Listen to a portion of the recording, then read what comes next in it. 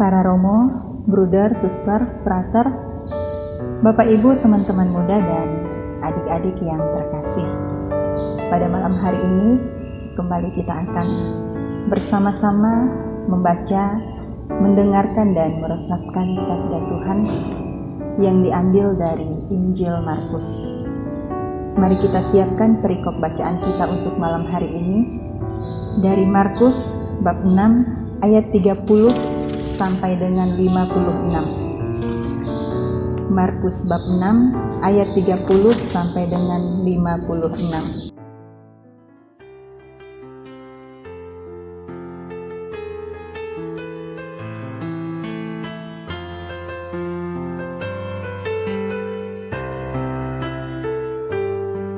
Sabdamu Bapa bagai air segar, sejuk dan damai saat ku dengar, mengalir tenang tiada henti, sumber hidup dan kasih sejati.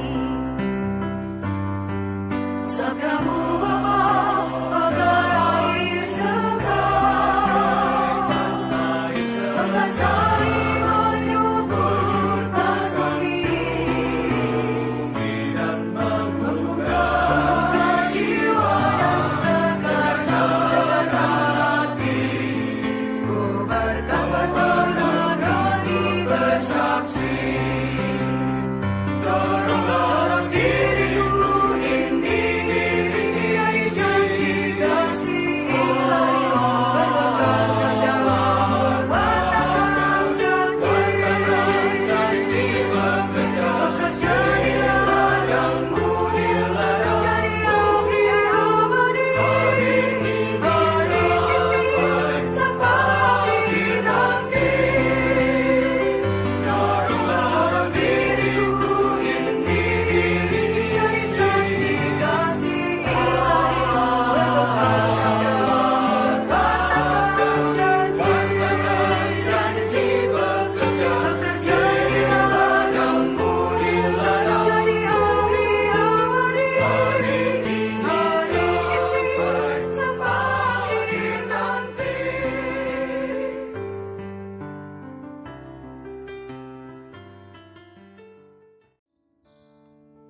Inilah Injil Tuhan kita Yesus Kristus menurut Markus.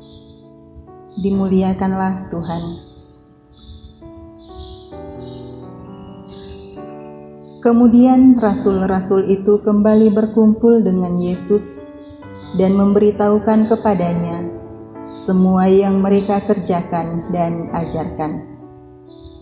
Lalu ia berkata kepada mereka, "Marilah ke tempat yang sunyi, supaya kita sendirian, dan beristirahatlah seketika. Sebab memang begitu banyaknya orang yang datang dan yang pergi, sehingga makan pun mereka tidak sempat. Maka berangkatlah mereka untuk mengasingkan diri dengan perahu ke tempat yang sunyi. Tetapi pada waktu mereka bertolak, banyak orang melihat mereka dan mengetahui tujuan mereka. Dengan mengambil jalan darat, segeralah datang orang dari semua kota ke tempat itu sehingga mendahului mereka. Ketika Yesus mendarat, ia melihat sejumlah orang banyak. Maka tergeraklah hatinya oleh belas kasihan kepada mereka, karena mereka seperti domba yang tidak mempunyai gembala. Lalu mulailah ia mengajarkan banyak hal kepada mereka.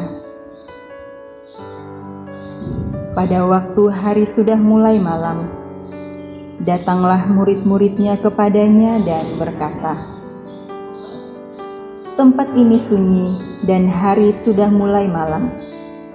Suruhlah mereka pergi supaya mereka dapat membeli makanan di desa-desa dan di kampung-kampung di sekitar ini. Tetapi jawabnya, "Kamu harus memberi mereka makan." Kata mereka kepadanya, "Jadi, haruskah kami membeli roti seharga 2 dinar untuk memberi mereka makan?" Tetapi ia berkata kepada mereka, "Berapa banyak roti yang ada padamu? Cobalah periksa." Sesudah memeriksanya, mereka berkata, 5 roti dan 2 ikan. Lalu ia menyuruh orang-orang itu semua duduk berkelompok-kelompok di atas rumput hijau. Maka duduklah mereka berkelompok-kelompok. Ada yang 100, ada yang 50 orang. Dan setelah ia mengambil 5 roti dan 2 ikan itu, ia menengadah ke langit dan mengucap berkat. Lalu memecah-mecahkan roti itu dan memberikannya kepada murid-muridnya, supaya dibagi-bagikan kepada orang-orang itu.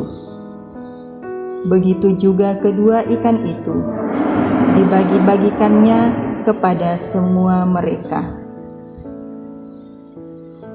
Dan mereka semuanya makan sampai kenyang.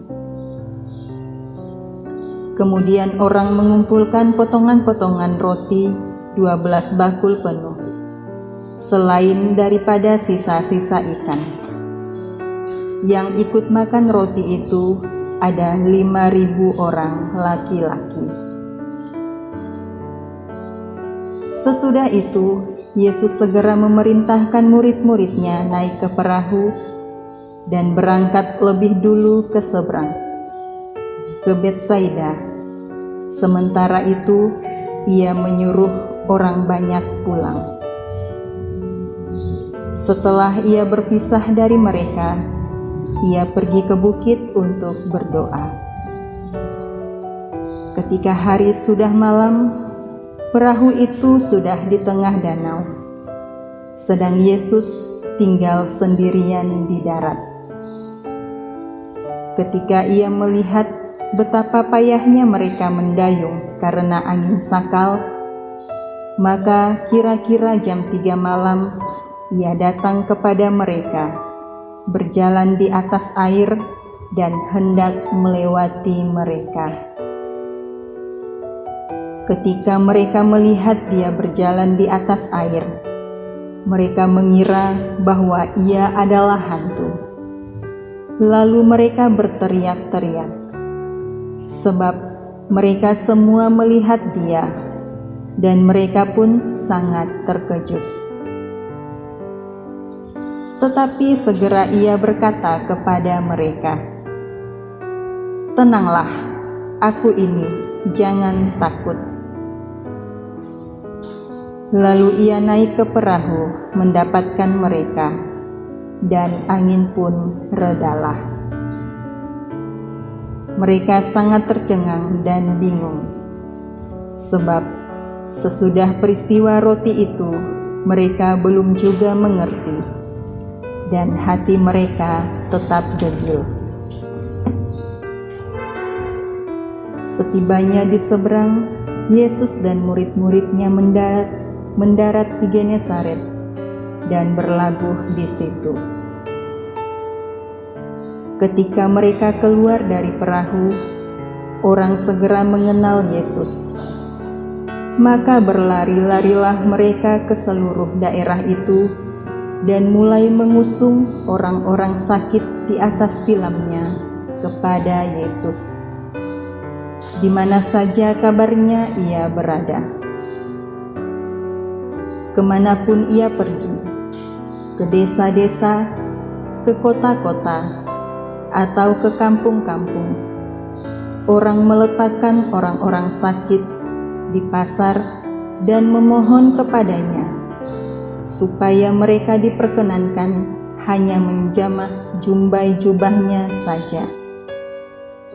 Dan semua orang yang menjamahnya menjadi sembuh. Demikianlah sabda Tuhan. Terpujilah Kristus.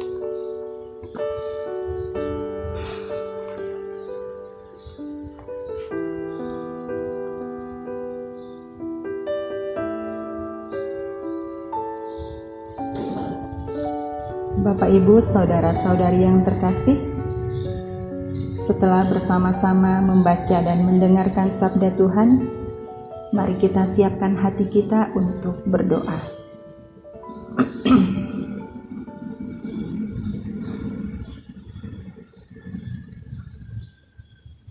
Dalam nama Bapa dan Putra dan Roh Kudus. Amin. Allah Bapa yang Maha Baik, kami bersyukur atas sabda-Mu yang senantiasa menjadi sumber kekuatan, sumber penghiburan, dan sumber keteguhan iman kami.